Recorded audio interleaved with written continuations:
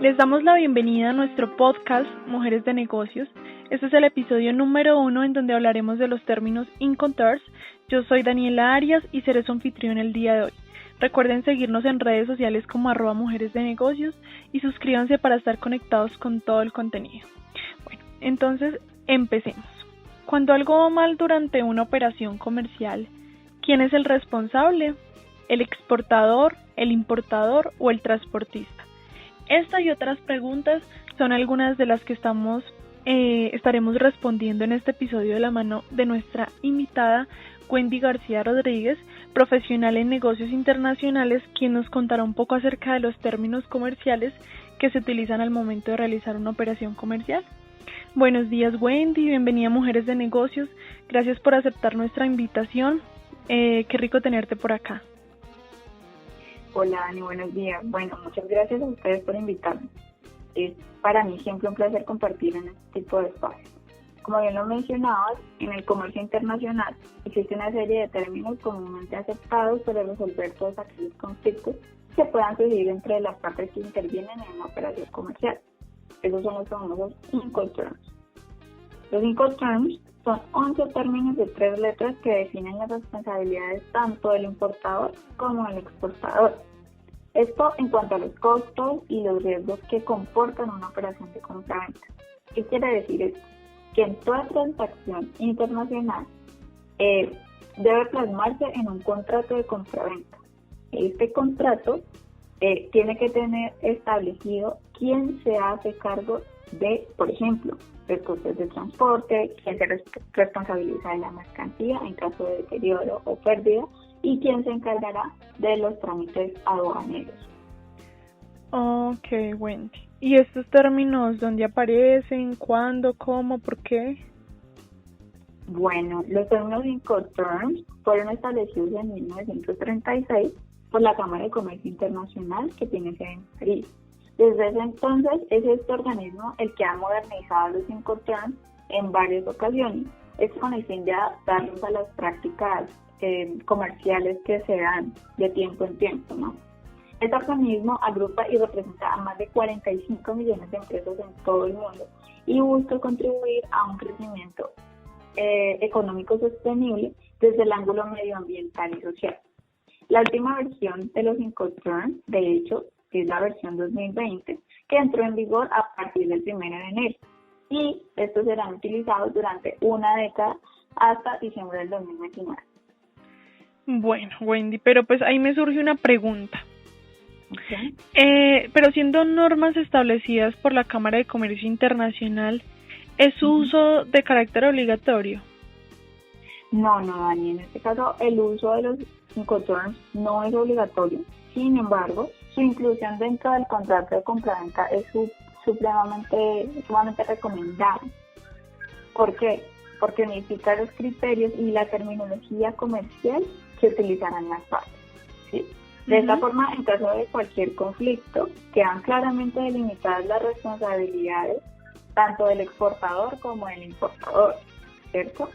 Estos términos lo que nos permiten es eliminar barreras de idiomas, ¿ya? Facilitan las operaciones comerciales, evitan los malos entendidos también, establece de forma clara ciertas obligaciones tanto para el comprador como el vendedor, ¿sí? En este caso constituye el instrumento más utilizado en los negocios internacionales en el mundo, ya que los términos Incoterms son aceptados en cualquier tipo de contrato, ¿ya? Lo que permite que haya una coherencia en el sistema comercial y judicial, porque normalmente este tipo de sistemas son diferentes entre países. En resumen, podríamos decir que los Incoterms son una guía interpretativa al momento de hacer transacciones comerciales. Ok. ¿Y existe alguna forma de clasificar las Incoterms de tal forma que yo pueda saber qué término debería utilizar en mi contrato de compraventa? Claro, sí, hay una forma que podemos utilizar. Entonces, ¿qué podemos decir? Que hay 3 grandes grupos o familias en las que podemos agrupar, ¿sí?, los Incoterms. Por ejemplo, tenemos la familia con las iniciales E y F, por decirles en inglés, como el FCA, el FOB, el FAS y el el EXW, perdón, en donde la transmisión de los costos y riesgos se producen en el momento en el que el exportador entrega la mercancía al importador en el país de origen. Es decir, si yo tengo una mercancía aquí en Colombia y la voy a exportar a, no sé, Corea del Sur, ¿cierto? Entonces, en el momento en el que yo entrego mi mercancía a ese importador aquí en este país, esos son los términos que yo debo utilizar, ¿cierto? Tenemos una segunda familia de Incoterms que empiezan con la inicial C, como son el CFR, el CIF, el CPP y el CIP, ¿sí? En donde la transmisión de costos de transporte se produce en el país de destino, siguiendo con el ejemplo, en este caso sería Corea, pero los riesgos de pérdida o deterioro de la mercancía se producen en el país de origen, es decir, aquí. En este caso estaremos hablando de Colombia. Es decir, que mi comprador en Corea asume los costos de transporte, pero yo como exportadora asumo los riesgos de pérdida o deterioro de la mercancía que se puedan producir en el trayecto. Gracias. Y tenemos una última familia, que sería la familia de Incoterms con la inicial D, en donde la transmisión de los costos y los riesgos de transporte se produce en el momento en el que el exportador, o sea yo, entrego a la mercancía al importador, y mi cliente en Corea, en el país de destino. ¿Qué quiere decir esto? Que yo como exportadora asumo tanto los costos de transporte como los riesgos en caso de pérdida o deterioro de la mercancía. En esta familia de los D, tenemos uno de los cambios que se hicieron para ahorita, para el 2020, y era el término DAT, ¿sí? Sí. Que pasó a ser el término DUP, entrega en lugar de descargado. Esto tiene que ver con una cláusula en donde el exportador especifica el tipo de mercancía que va a ser exportada, ¿sí? Dentro de estos mismos grupos, podríamos también clasificar los Incoterms según la responsabilidad del exportador y las del importador. Podríamos clasificarlos también según los tipos de carga o descarga, según el tipo de transporte, los tipos de fábrica, el tipo de seguro, el flete, el lugar de la entrega y también por los gastos de manipulación en terminal. Okay. Wendy, ya que estamos aprendiendo de terminología de comercio exterior, ¿qué te parece si nos explicas mejor a qué se hace referencia cuando se habla de transmisión de costes y riesgos exactamente? Sí, bueno, es muy importante que tengamos como muy presente de qué estamos hablando cuando hablamos de costes y riesgos. Cuando hablamos de la transmisión de costes y riesgos, hacemos referencia explícitamente al momento en el que tanto exportador como importador asumen las diferentes responsabilidades. Es decir, cuando el exportador deja de ser el responsable de la mercancía y pasa a ser responsabilidad del importador, ¿sí? Por ejemplo, si el transporte en la ciudad de origen, como lo mencionaba ahorita, Colombia, sufre un accidente, es decir, mi transporte local, mientras que está llevando la mercancía de mi bodega al puerto de carga, sufre un accidente, ¿quién asume esa responsabilidad? ¿Sí? O, por ejemplo, si al momento de cargar la mercancía en el buque, ya llegó la mercancía al puerto, ¿no? Entonces ahora hay que cargar la mercancía en el buque. Y resulta que una de las cajas o de los containers o, bueno, como sea que esté embalado y empacado, se cae al mar. ¿Quién asume esa responsabilidad? O, por ejemplo, si el vuelo en el que iba la mercancía sufre un accidente, ¿quién asume esa responsabilidad? ¿Quién pagó el transporte? Pero ¿quién asume que se pierda la mercancía? Bueno, todos estos son los términos que tenemos que establecer en este contrato de compra-venta, teniendo en cuenta los costes de transporte y los riesgos que pueden haber con respecto a la mercancía. Vale. Bueno, ¿qué te parece si interactuamos un rato en las redes sociales? Aquí yo estoy revisando y han estado súper participativos. Han estado haciendo muchas preguntas y aquí voy a escoger una. Dice @tita 950 pregunta. Quiero enviar alpargatas a Brasil, pero aún no he podido definir qué tipo de transporte debería utilizar. ¿Es lo mismo enviar algo por aire que por mar? Si utilizan los mismos términos, ¿cuáles serían los costos en los que incurriríamos? Ok, esa es una muy buena pregunta. Bueno, saludo para nuestros seguidores en Twitter y gracias por esta pregunta. Todo depende del acuerdo al que lleguen las partes. Como lo mencionaba antes, todo depende, ¿sí? Sin embargo, podemos decir que cuando hablamos de transporte tenemos que tener en cuenta varias cosas. No solo pensar si voy a enviar mi mercancía por barco o por avión, ¿cierto? Por ejemplo, también tengo que tener en cuenta las expresiones carga y descarga.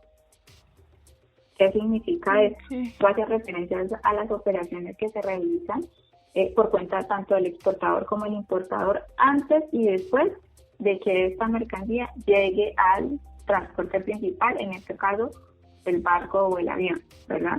Eso también debe reflejarse en el contrato y hacer parte de los costos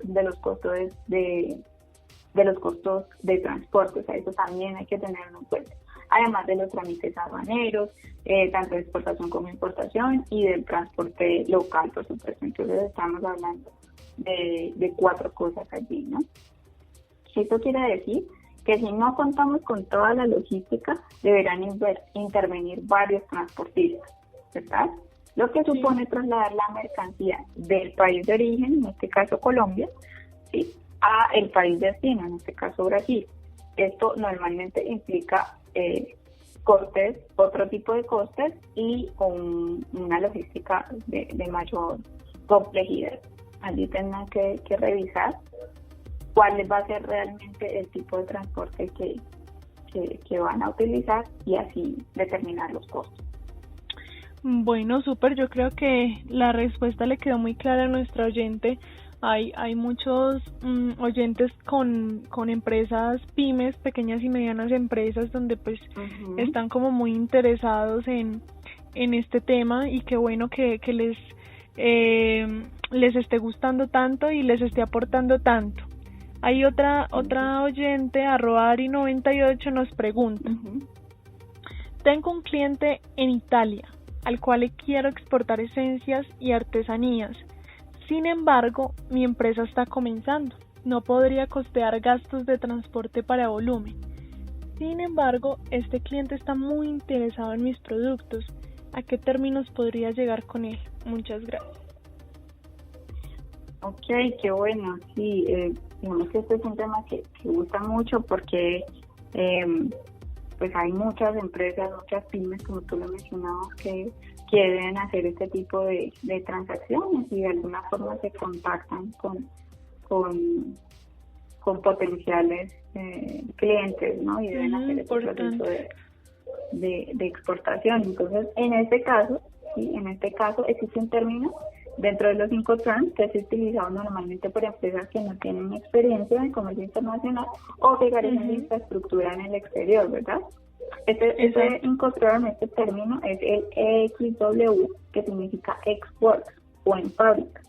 Eso se utiliza cuando el exportador, ¿sí?, se limita a poner la mercancía a disposición del importador, generalmente en las instalaciones, entre las propias instalaciones, ¿no? Es decir, que la responsabilidad del exportador se reduce a entregar la mercancía convenientemente embalada y preparada para la carga. Ya. En este momento tiene lugar la entrega de la mercancía y por tanto la transmisión de los costos y los riesgos pasan del exportador al importador. Es decir, que el importador, en este caso el cliente que ella tiene de Italia, de Italia, debería asumir desde el momento de la carga, ¿sí?, el transporte local aquí en Colombia, los trámites aduaneros, el transporte principal, llámese buque o avión, según pues lo tenga convenido. Después la descarga en el país de destino, en este caso Italia, y los trámites aduaneros allá. Bueno, y el transporte local allá en Italia, por supuesto. ¿Qué te parece si nos vamos a una pausa de comerciales y seguimos con más preguntas en las redes?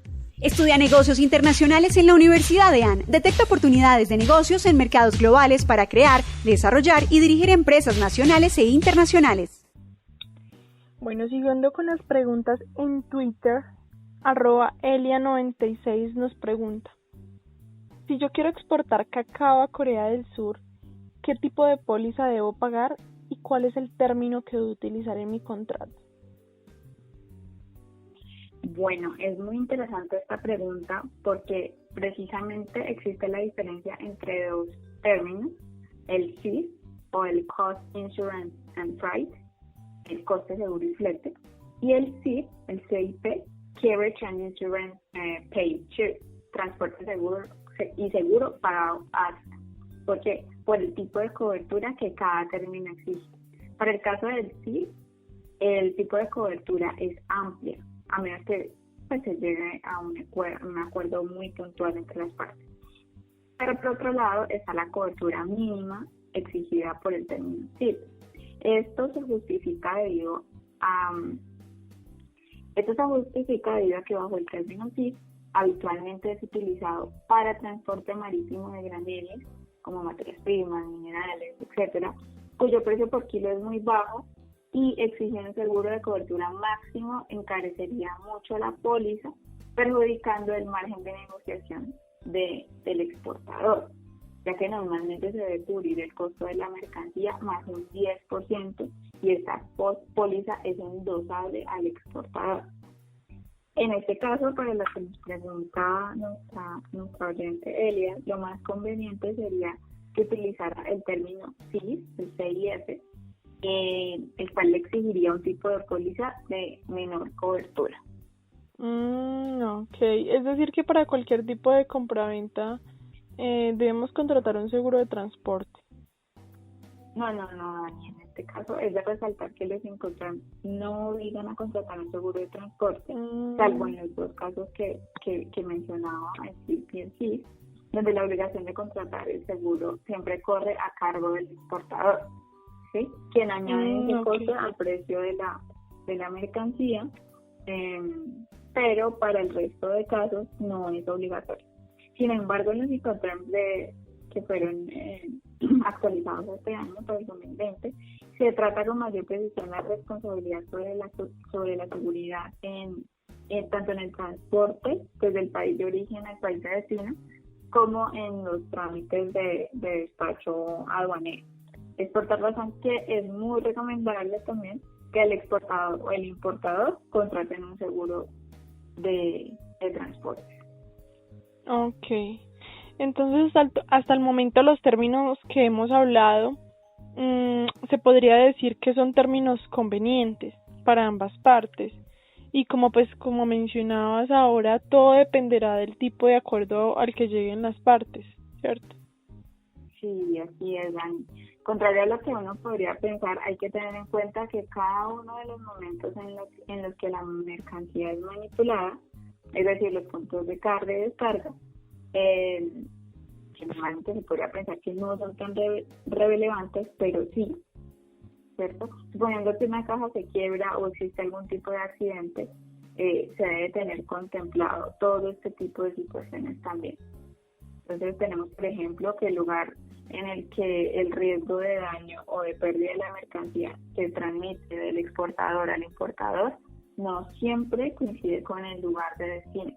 Es decir, el punto hasta el que está pagado el coste del transporte principal. Ok, bueno, yo creo que hemos escuchado bastante la palabra terminal. En el ámbito de los negocios internacionales, ¿a qué hacemos referencia exactamente con ese término?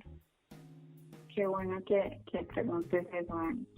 El concepto terminal es muy sencillo, se refiere a un lugar cubierto o no, ¿sí? Tal como un muelle, un almacén o un área de contenedores. Tenemos que tener en cuenta que el coste de los movimientos de la mercancía en instalaciones portuarias o terminales de carga también debe estar contemplado en el contrato, por lo tanto está contemplado en los Incoterms. Pero el coste de SIVA de la mercancía en contenedores no lo está. Esto debe ser establecido claramente en el contrato por ambas partes. Por ejemplo, tenemos el término DAP, ¿sí? Delivered Twice, o entrega en el lugar, que significa que el exportador asume todos los costos y riesgos de transporte hasta el lugar acordado con el importador.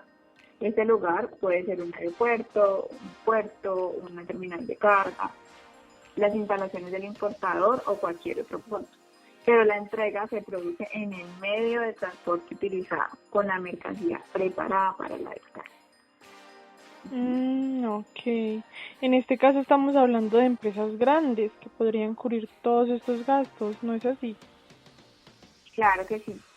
Sin embargo, hasta el momento, cada una de las partes pagaba sus propios trámites aduaneros, excepto por el caso del XW, el export, que generalmente es utilizado por empresas pequeñas.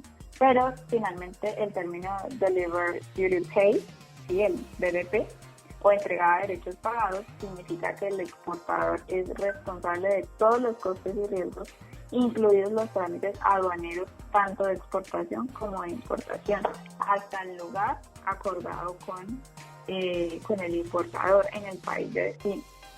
Este lugar puede ser, como lo mencionaba antes, un aeropuerto, un puerto, un terminal de carga, unas instalaciones, bueno. Es decir que para ambos casos, para el DAP y para el DDP, si se produce un problema durante el transporte de la mercancía, el responsable en este caso sería el exportador. Pero si se produce al momento de las descargas, el responsable es el importador. Bueno, ya vamos terminando esta tarde, vamos terminando el tema del que íbamos a tratar el día de hoy. Wendy, qué tema tan interesante. Qué bueno que hayas podido compartir tus conocimientos con nosotros, con los oyentes. Yo terminé aprendiendo muchísimo sobre este tema. Qué bueno haber contado pues con tu compañía el día de hoy. Esperamos tenerte en una nueva ocasión. Y bueno, pues yo quiero invitar a los oyentes a que sigan súper conectados, porque esta semana vamos a tener muchas sorpresas. Vamos a tener muchos temas que sé que van a ser muy interesantes para ustedes. Entonces, por favor, no se los pierdan. Recordarles seguirnos en nuestras redes sociales como @mujeresdenegocios, que podamos estar interactuando por ahí, por las redes. Y bueno, pues con el episodio que seguimos, es el episodio número 2 de licencias y franquicias. Ahí les doy pues un abrebocas de cuál va a ser el tema del que sigue para que estén súper conectados. Wendy, nuevamente gracias por este tiempo tan importante. Qué rico haber contado contigo el día de hoy. Yo creo que muchos de los oyentes te quieren volver a tener por acá, entonces esperamos que así sea. Bueno, muchas gracias a ustedes. Qué rico haber estado y compartido esta experiencia con ustedes. Muchas gracias. A ti, gracias, Wendy. Hasta una próxima. Hasta luego, bye.